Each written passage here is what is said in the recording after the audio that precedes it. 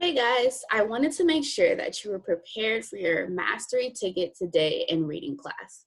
So today in reading, you have your mastery ticket. That means tomorrow you are doing practice for your classwork. In your other classes, you will be taking your mastery ticket tomorrow. So reading is the one that's switched. On Wednesdays, you take your mastery ticket, and then on Thursdays, you do a lot of practice. So I'm gonna help you prepare for your mastery ticket today. I want you to watch this video so you make sure that you get an understanding of what I'm looking for. So right now, we're gonna do a review of all the things that we've already done Monday and yesterday. So remember yesterday and Monday, you started reading Elie Wiesel's speech. And yesterday you did some practice on comparing and contrasting two mediums. So remember we compared and contrasted the video of the speech with the written text of the speech. And we kind of got some things that were similar and that were different. So I'm gonna kind of remind you of those similarities and differences that we saw. So when we watched the video and we kind of had the video on one side and the text on the other side, we were comparing and contrasting the two. We know that both the text and the video had some strong feelings and emotions about what was going on. We know that Elie Wiesel feels that when the Holocaust happened, that Jews suffered and that they were suffering during this time and that they were being harmed. So he kind of shows that emotion in his text and his speech that he says. He shows that like this was not okay. And we decided to remain silent during this time and not speak up. So we need to start speaking up, and we can't remain silent anymore. We have to remember the Holocaust, and we have to make sure that we are fighting for what's right. Because as long as someone is going hungry, as long as people are still suffering, we are not doing what we should be doing. And it takes one person to make a difference. So he's saying, let's get up and make that difference. Let's make sure that people are not suffering anymore. But let's also make sure that we remember when people were suffering.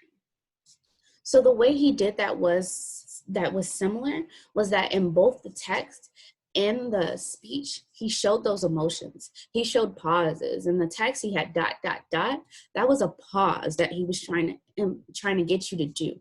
He wanted you to stop and think. And then he paused long times in his video. Some differences that you saw in the video than on the text was that you were able to see his hand gestures. He was like, me, I, when he was talking about himself as a Jew.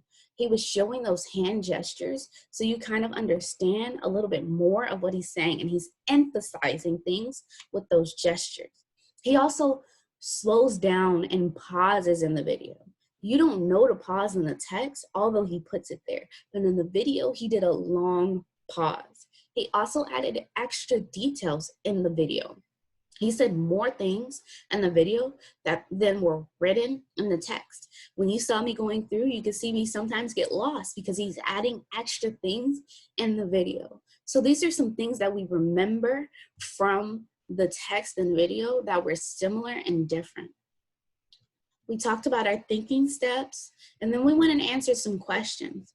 Remember when we got to the emotions question where we were saying that like the emotions he showed were strong in both the text and the video. We also said that like his gestures helped, his tone of voice helped in the video. It showed us some strong feelings. It showed us how he truly felt heartfelt. And then we even kind of brought it all together right here. And this is an example of what Ms. Gillum said. She said, both texts show his sadness and disgust about the crimes committed against Jewish people. When I see his speech on video, I can see his gestures, which emphasize the seriousness of his words and the intensity of his feelings. And at the end, we kind of wrapped it all up. We talked about the main messages that he was giving, the key understandings. So his main messages of his speech was that Elie Wiesel really wants people to always speak up when people are suffering or being oppressed. Oppressed means harmed.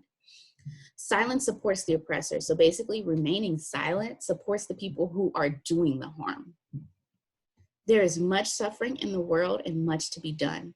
Individual actions can make a big difference. So there's a lot of suffering, but us as individuals, we can make a difference.